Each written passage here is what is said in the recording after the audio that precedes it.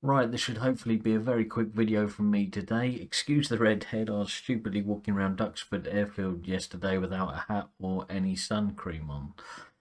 Today I received this Pico Neo 3 link from Pico, so thank you very much to them, and thank you to MRTV who picked out the beta testers. So yeah, I received this today and I've only had a quick go, so this is going to be a very just quick talk about my initial impressions, only giving a go on wireless SteamVR use. I haven't used the display port cable yet. So anyway, just a few thoughts on my findings. First off, the hardware itself. Yeah, it feels like a nice, well-made bit of kit. It's very light. It's nice and light. Of course, it's got the battery built in, like the Elite strap, but doesn't cost you any extra. That's awesome. It works in much the same way. I do, I do really like this this head strap they've gone with here. It's much, I suppose, in the same way, a bit like the band you get on headphones, where it's not adjustable. It just kind of supports the weight. So putting that on, there's no adjustment there, but it holds it nicely. Um, this bit I really like this, just the handle, and I've got a few bits of profiling sticking out here and there. I can hang it on, but just it's just cool to have that as a handle. I find the face padding to be pretty comfortable. I have noticed to get a clear image, you've got to wear it lower than you might initially think.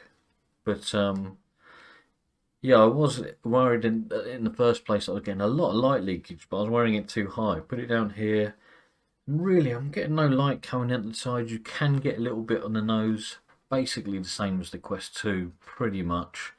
I don't mind that because I play in a dark environment, really, and even if there's a little bit, once you're looking into a game, you can't see this. Now, it does come with a nose thing. You can put a nose shield there. I tried it, but it wasn't very comfortable, and I really didn't need it at all. So yeah, it's pretty comfortable. Of course, it's got IPD adjustment, which is like the Quest, moving the lenses in and out. What else to talk about? Yeah, comfortable, light. I do like the fact that it goes all the way up like that.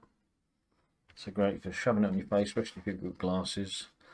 Very easy to get on and off. Now, it doesn't have elastic, it's very much like the Elite strap. So there's no elasticated arms, which ideally headsets should have for getting on and off. But, well, this one slides on, this sort of silicone, I guess, padding at the back here. So I've got a bald head, so I can't imagine how it'll make a difference. But I don't need to adjust it. I can just slide it on, and this is the right tightness for me. So that's pretty awesome. So I like that.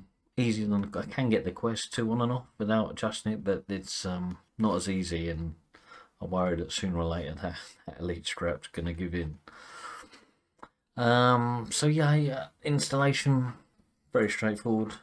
Few updates and so on. I'll just talk about the controllers quickly. I'm trying to keep this quite a quick video. Controllers are pretty nice. Maybe they don't have such a premium feel as a touch controller, but they're nice, and obviously in VR it doesn't matter.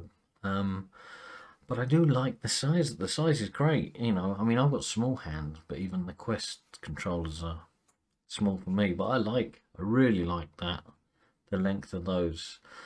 So apparently they're not capacitive, whatever. And yeah, I did notice that it doesn't register when you're just resting your fingers on buttons. Is that an issue? Might be for some people. I don't think it really will be for me, to be honest. But yeah, the controllers are actually pretty decent, very nice. So yeah, setup was a breeze. So you just download the Pico software on your PC and obviously run an update on here, connect it to Wi-Fi. And yeah, so run it on your PC, go into the library and run Pico Link, and you can connect them up and it'll start SteamVR. So I've tried a few games, as I say, just wirelessly. First I tried Half-Life Alyx. All games I was running at 72 Hertz and in what they call HD. You've got a choice of smooth, SD or HD, and I put it on HD, which is was, I assume, just running at native resolution, 100% Steam super sampling. So I ran Alex. In fact, all the games I tried did not run as smoothly at all as the Quest 2 on virtual desktop. Now, of course, virtual desktop is coming, and I hope that will improve things. You know, I think we can be fairly confident it will. So for the time being, with the Quest 2 at native at 72, this native at 72, this was not as smooth a performance frame rate wise in any of the titles I tried currently. So I tried Alex. It ran, but as I say, not as smoothly.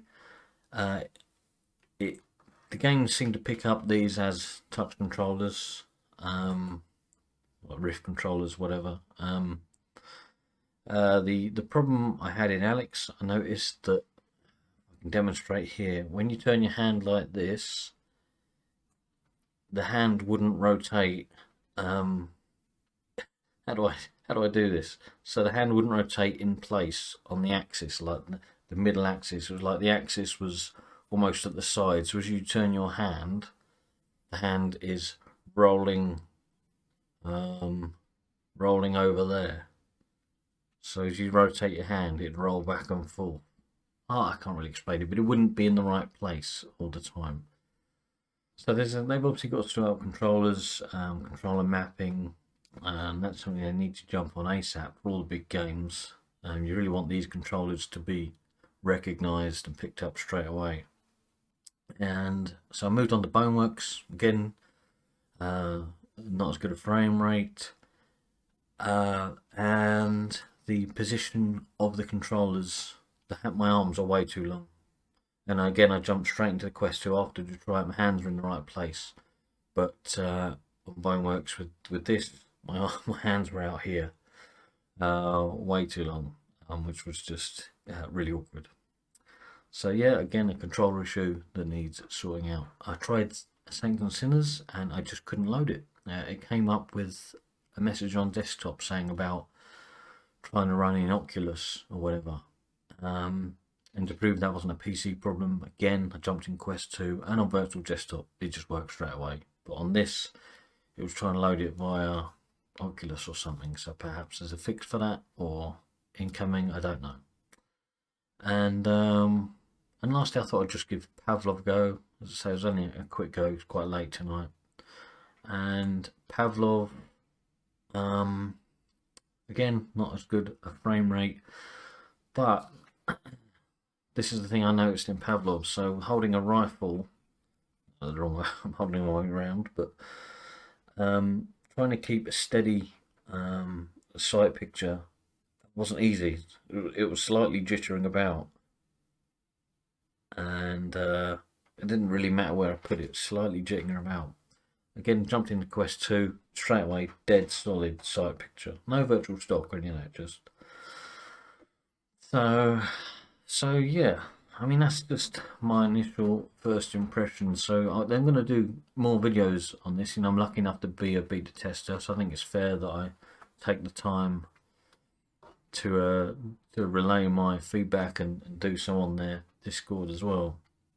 And each time I'll say, do I think it's worth it? Well, at the moment, I've only tried it wireless. I would say don't buy it yet. This is not finished. The software isn't finished. We know we got virtual desktop coming, and this could end up being, for the price point, a Quest 2 beta and a one headset does all, because the ideal scenario is I can be here in my cockpit, DisplayPort cable with great uncompressed image, pull it off, walk into the other room and play wireless SteamVR, one headset doing it all. That's the ideal, but at the time being, so as I say, I want to mention each time I do a video on this, hold off for the time being, because it's not there on the wireless side yet. But the headset itself is pretty good. There is glare, the God rays is very similar to the Quest 2. In fact, when you start up, you're in a space background. These controllers are brilliantly white in the VR world. So you're on a space background with brilliantly white. Why they did that, I don't know, because the first thing you notice then is a bit of glare off these. They should dim these a bit in the VR world. In game, didn't really notice it, like the Quest 2, to be honest.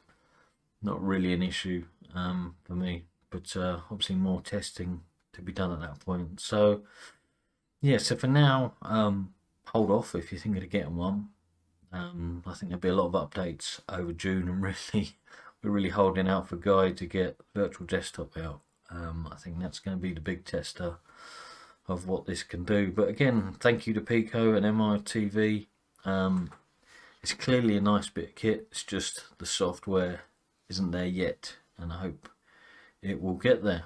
So yeah, any questions or comments, drop below, and always try to answer. I've not been around for a while, but I've not really had anything to post, and I don't just do it for the sake of it. Although I should really do a review of the Vario Aero, my thoughts on it. But yeah, that'll do it for now, and I'll catch you later. Cheers.